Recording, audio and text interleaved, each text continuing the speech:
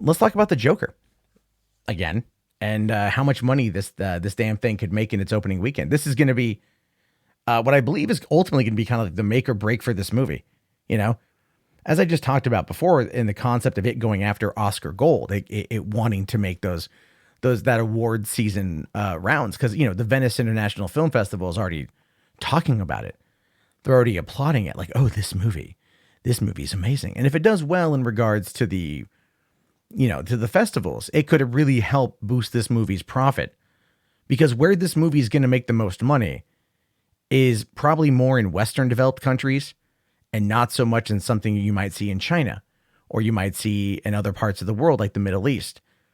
This movie is one that is not being predicted as making as much as its counterparts, but then again, it's also not being designed to. If I could attribute it to something, it would be very similar to Dark Phoenix, a movie that was not designed for summer release. It wasn't designed to come out 5 weeks post Endgame. It was designed to come out at the same time that Joker is, to be a winter release, a more thought-provoking character study, whether you like the movie or not. That was Kinberg's original intent.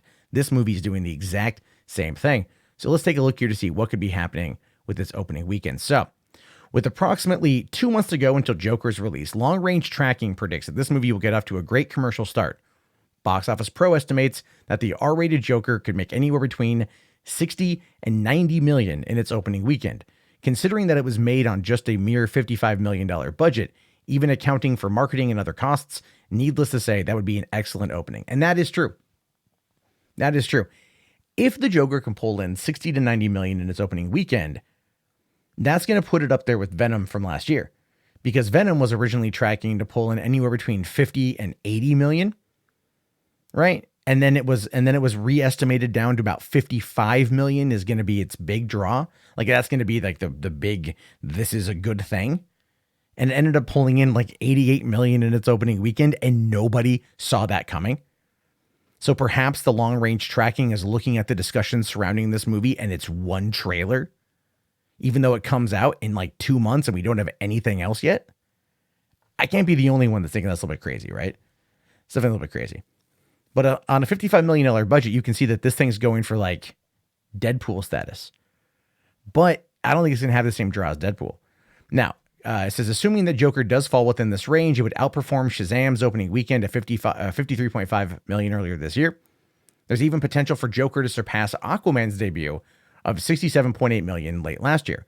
However, the prospect of it exceeding Aquaman's total gross of 1.1 billion seems slim. Yeah, of course it does.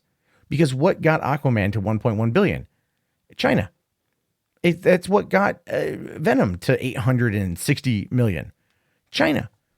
No, I'm not trying to sit there and say China doesn't have taste. I enjoy both of those movies immensely, and I'm looking at this 60, this average of 60 to 90 million thinking, yeah, it could work out.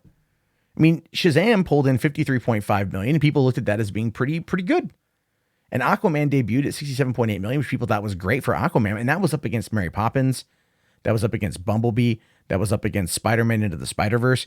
It was up against some stuff.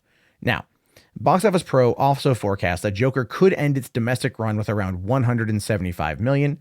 We'll have to wait and see what estimates for the international numbers are, but the outlet notes that among the things the movie has going for it are the Joker's popularity, some positive early praise in the success of R-rated fellow comic book films like Deadpool and Logan, although the latter could potentially be a turnoff for some folks used to DC's PG-13 cinematic content. Yeah, but if this whole thing is not tied to the DCEU, then none of that matters.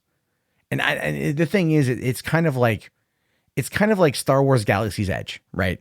It's designed for older people, and older people are going to be the ones that keep going back to it. Older people are going to be the ones that help spread the word, and they're going to be the ones that help spread people talking about it. DC's PG-13 cinematic content hasn't really helped it in that regard. It hasn't. Why do you think Joker's going to be rated R? Now, this is where it gets interesting because it talks about the competition. It says here, as far as competition goes, the only movie opening up that weekend is Lucy in the Sky, which stars Natalie Portman and John Hamm, but is definitely the smaller of two films. The following week brings Gemini Man as a new offering for adult moviegoers, but it's hard to say if the Will Smith-led Ang Lee-directed movie will majorly disrupt Joker's run or barely affect it. My theory on that is it's going to disrupt the run. Because for one, Gemini Man actually looks pretty good. And two, people like Will Smith. And this is Will Smith versus Will Smith.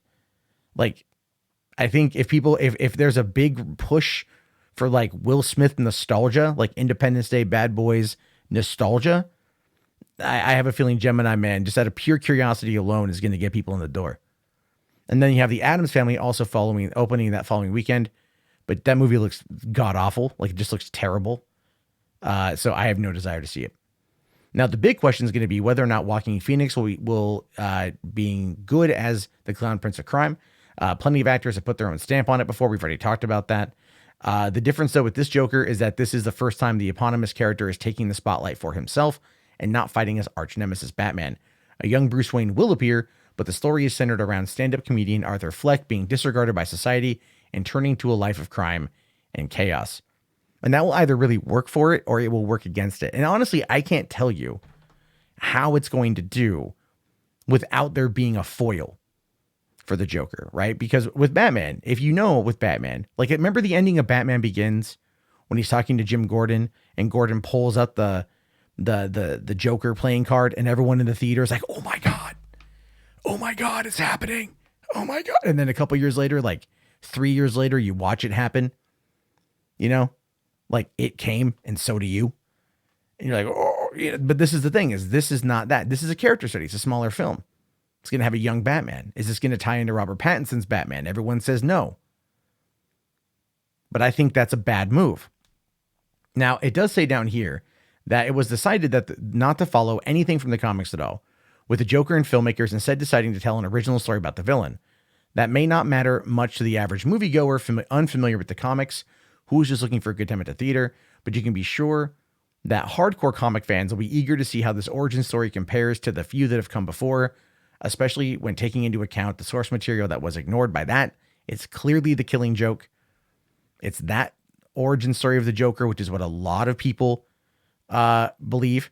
There's also people out there who look at the origin for the Joker in 1989's Batman as being the origin of the Joker. There's a lot of people who have different beliefs on what it is. And this one, if he doesn't fall into a vat of some chemical and it's just him putting on the makeup. I mean, they didn't do that with Heath Ledger's, but they also didn't give us an origin. They just gave us the character and said, here you go. And it was good. This is going to be a different story, though. Now, this is where it gets interesting here. It says, if Joker is successful, the plan is for Warner Brothers to launch a black label that will make other DC movies that exist outside of the DCEU and are more experimental, similar to the Elseworlds comic book line back in the day. Just don't expect Joker to be sequelized. However much money it makes, however critics react to it, this will be a standalone tale. And you know what? That's I don't believe that, if I'm being honest with you. I don't believe that the Joker is going to be a standalone tale. I don't believe that if it goes and grosses $1 billion, that they're not going to find a way to bring Joaquin Phoenix and change it. Now, that is unless he dies in the end. But let's be fair. Let's face it. If this is the start of the Joker, if this is the start of him and Batman going back and forth, he ain't going anywhere. He'll clearly come back. He'll clearly be brought back. This is a comic book movie. We have to remember that. At its core, it's a comic book movie. It's not necessarily just Oscar Gold. And it's not necessarily just a character study. Warner Brothers needs a win. And when Warner Brothers gets a win, the rest of us get sequels. You know it. And I know it.